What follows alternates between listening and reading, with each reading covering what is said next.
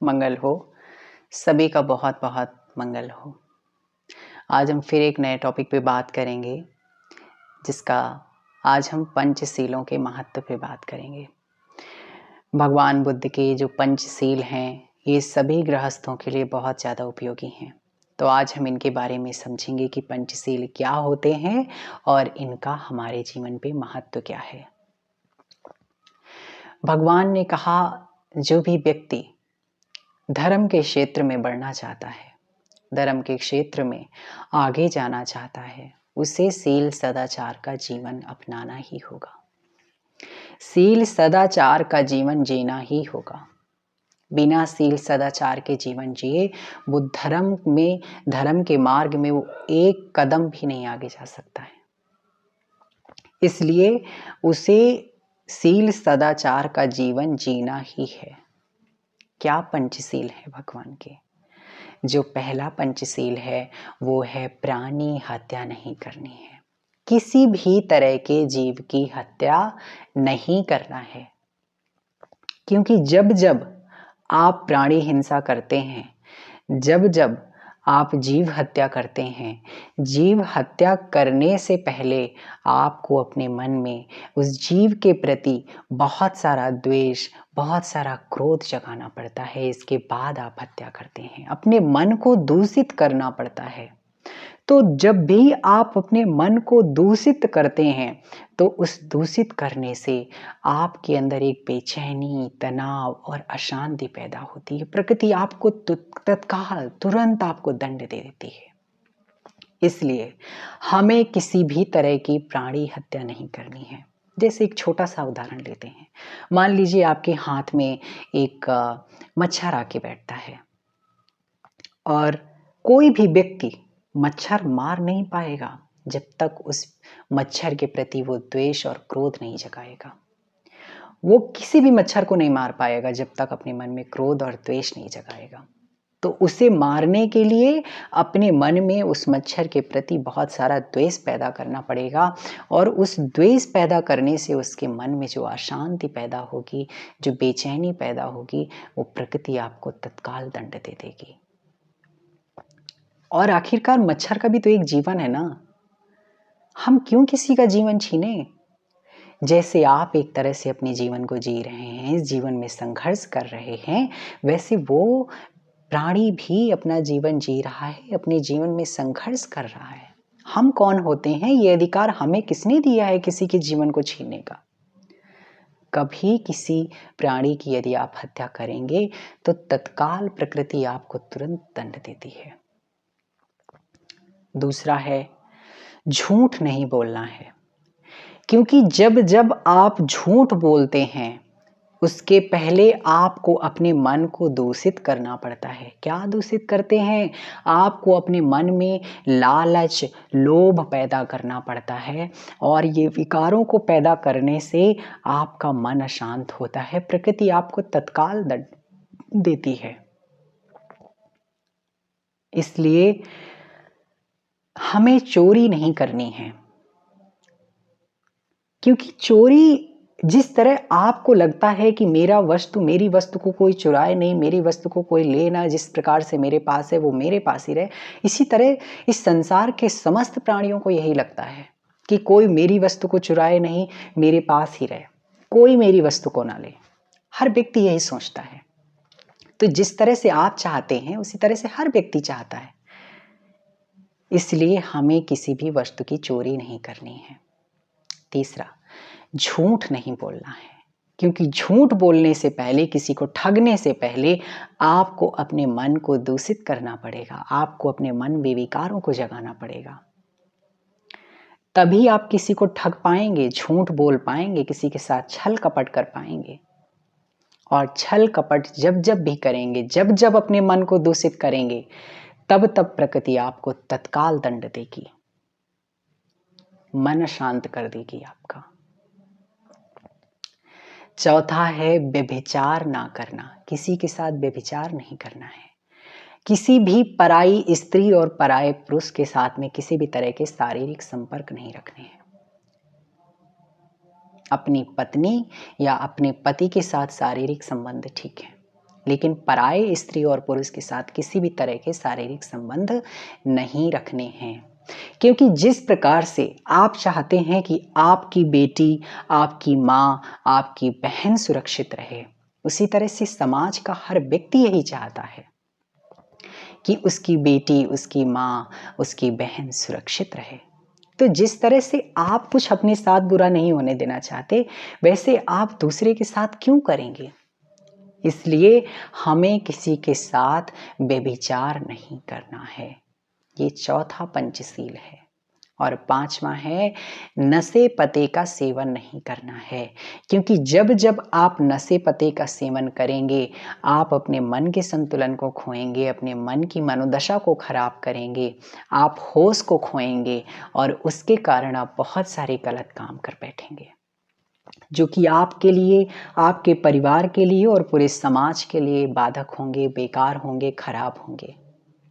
इसलिए हमें नशे पते या किसी भी मादक पदार्थ के सेवन से बचना है। ये भगवान के पंचशील हैं। भगवान ने कहा कोई व्यक्ति इन पंचशीलों का पूरे जीवन भर पालन करता है तो वो व्यक्ति को कुछ करने की जरूरत नहीं है, किसी से डरने का जरूरत नहीं है। वो जब मृत्यु को प्राप्त होगा तो वो सुगति होगी उसकी, मनुष्य योनि अथवा देव योनि में उसकी जन्म होगा, देवलोक में जन्म होगा। और यदि कोई व्यक्ति इन पंचशीलों का पालन नहीं करता है तो उस व्यक्ति को अपाय गतियों में जाने से कोई रोक नहीं सकता। क्या अपाय गतियां होती हैं? नरकलोक, पशुलोक, असुरलोक और प्रेतलोक। ये चार तरह के लोग अपाय गतियों में आते हैं, जहां पर सिर्फ दुख ही दुख होता है, सुख का नामो निशान नहीं होता है। इन चार तरह के लोगों में उस व्यक्ति का जन्म होता है जो व्यक्ति सीलों का पालन नहीं करता है। चलिए ठीक है, मत मानिए आप, ये पुनर्जन्म और लोगों पे विश्वास मत करिए, ठीक है, कोई बात नहीं। इतना तो समझते हैं ना कि जब जब आप किसी की भी हानि करते हैं, हानि करने से पहले आपको अपने मन की हानि करनी पड़ेगी, अपने सुख चैन की हानि करनी पड़ेगी, इसके बाद आप दूसरे की हानि कर पाएंगे। और जब जब आप किसी के साथ अच्छा करेंगे तो उसके पहले आप अपने मन को लिए अच्छा करेंगे। ये बहुत प्रकृति का बंधा बंधाया नियम है। और ये नियम ऐसे हैं कि आप एक छोटा सा उदाहरण लीजिए कि कोई भी प्रकृति में, मिट्टी में आज कोई आप बीज बोइए, उसका पेड़ आएगा ही, फल आएंगे ही, और उसी गुणधर्म स्वभाव के आएंगे। तो इसी तरह से जिस तरह से जो कर्म अपनी शरीर, वाणी और मन से आप करेंगे, वो कर्म संस्कार आप अपने चित्त में इकट्ठे करेंगे और वो कर्म संस्कारों का विपाक आना ही आना है। तो जिस तरह की आपने चित्त में अपने संस्कारों को इकट्ठा किया है, उस तरह से उसका विपाक आएगा, उसका रिजल्ट आएगा। जितना बुरा कर्म संस्कार इकट्ठा किया होगा उसका उतना ही बुरा परिणाम आएगा, जितना अच्छा कर्म संस्कार इकट्ठा किया होगा उसका उतना ही अच्छा परिणाम आएगा। तो जब भी आप अपने मन को उजला रख के कोई काम करते हैं तो वो अच्छा होता है। चलिए ये बातें ठीक हैं, ये भगवान के पंचशील हैं।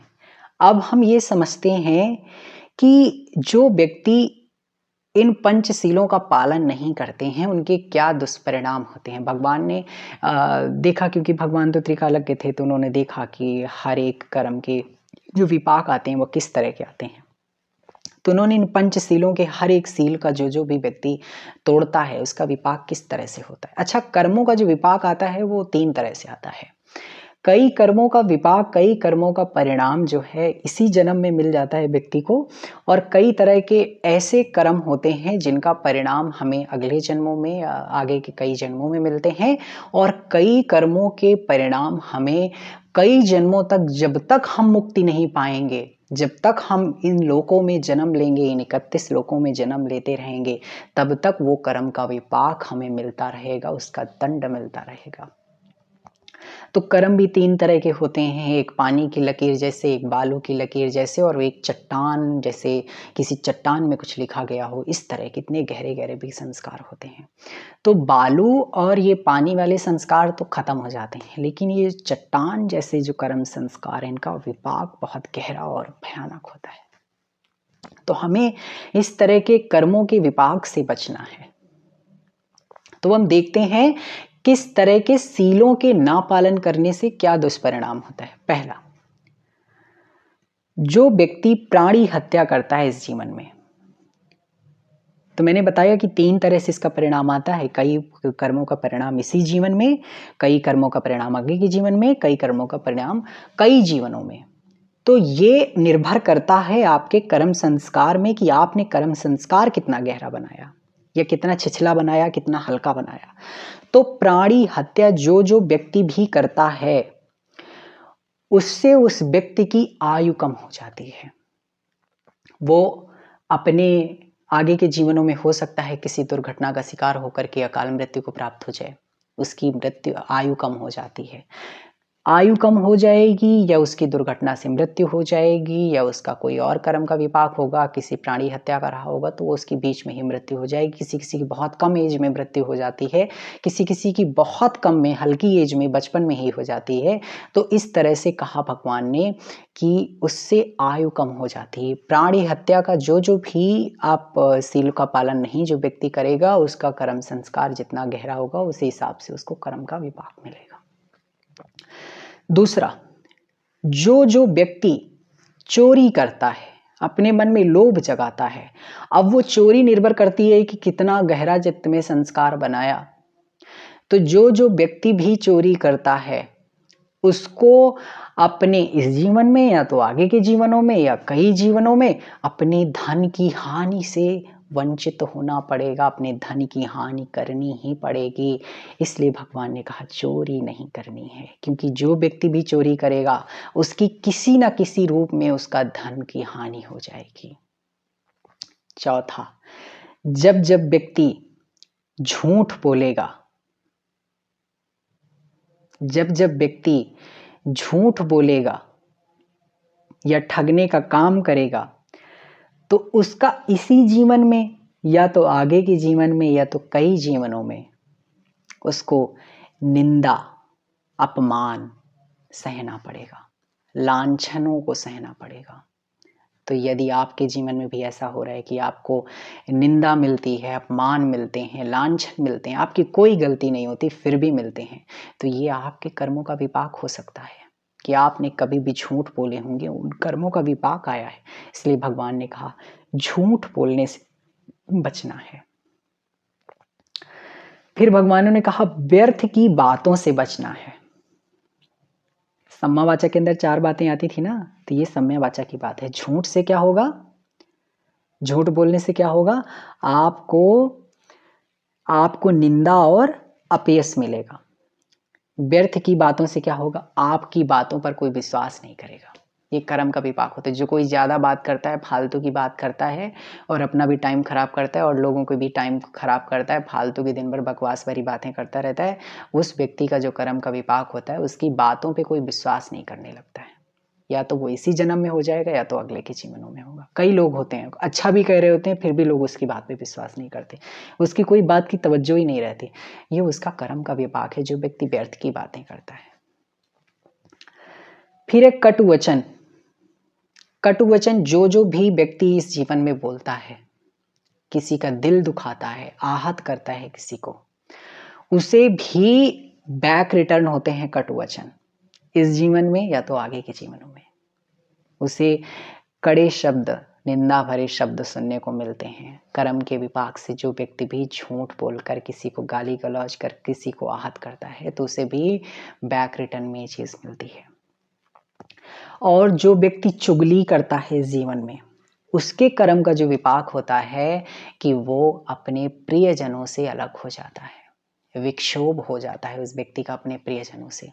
जिनसे बहुत ज्यादा लगाव होगा उस व्यक्ति से पता लगा वो अलग हो जाएगा। ये कर्म का विपाक है, या तो इस जीवन में हो सकता है या फिर आगे के जीवनों में हो सकता है। और जो जो व्यक्ति व्यभिचार करता है, सेक्सुअल मिसकंडक्शन करता है, पराये स्त्री पुरुषों के साथ शारीरिक संपर्क रखता है, वो उसका जो कर्म का विपाक होता है, इसी जीवन में उसके बहुत सारे दुश्मन तैयार हो जाते हैं। या तो आगे के जीवनों में दुश्मन तैयार हो जाएंगे, या इसके कर्मों का विपाक किसी और तरह से हो सकता है। और जो व्यक्ति नशे पते का सेवन करता है, शराब, गांजा, अफीम, बहुत जो भी मादक पदार्थ हैं, इनके सेवन करने का जो कर्म विपाक भगवान ने बताया, आपने समाज में देखे होंगे बहुत सारे लोग विक्षिप्त होते हैं, अपने मानसिक तौर पर विक्षिप्त अवस्था में होते हैं, उनका मंद बुद्धि के होते हैं, उनको सोचने समझने की क्षमता नहीं होती, कर्म का विपाक होता है। उन्होंने पक्का पूर्व जन्मों में नशे का सेवन किया है, वो नशे के सेवन के प्रभाव से वो इस जन्म में ऐसा है। तो इसीलिए इन पंचशीलों का पालन करना अनिवार्य है। जो व्यक्ति भी इन पंचशीलों का पालन करता है वो जो है सुगति को प्राप्त होता है, और जो व्यक्ति नहीं पालन करता वो अपाय गतियों में जाता है। भगवान ने इसके विपाक को भी बताया कि किस किस तरह से होते हैं। एक बार फिर रिमाइंड करते हैं, प्राणी हत्या से क्या होता है, उसकी आयु कम हो जाती है, और चोरी करने वाले व्यक्ति का धन हानि हो जाती है, व्यभिचार करने वाले व्यक्ति के दुश्मन बहुत बढ़ जाते हैं, और नशे पते सेवन करने वाले व्यक्ति को जो है मूर्ख अगले जन्म में पैदा होता है, और किसी को कड़वी बात बोलने वाले को बैक रिटर्न में भी कड़वे शब्द सुनने को मिलते हैं। व्यर्थ की बकवास करने वाले व्यक्ति को जो है कोई बातों पे उसकी विश्वास नहीं करने लगता है, और निंदा करने वाले, किसी की चुगली करने वाले एक व्यक्ति को जो है प्रियजनों से अलग हो जाना पड़ता है। इस तरह से ये पूरे हमारे सील कंप्लीट हो गए, पूरे हो गए। आपको ये वीडियो कैसी लगी, इसका फीडबैक ज़रूर कमेंट बॉक्स पे दें। और बहुत बहुत आप लोगों का धन्यवाद मेरा सपोर्ट करने के लिए, मेरा साथ देने के लिए, और बहुत सारा मुझे प्यार देने के लिए। आप सभी लोगों का मंगल हो, सभी लोगों का कल्याण हो, और बहुत सारी मैत्री है मेरी तरफ से आप सभी के लिए, और बहुत सारा प्यार भी है मेरी तरफ से आपके लिए। सभी का मंगल हो, सभी का कल्याण हो।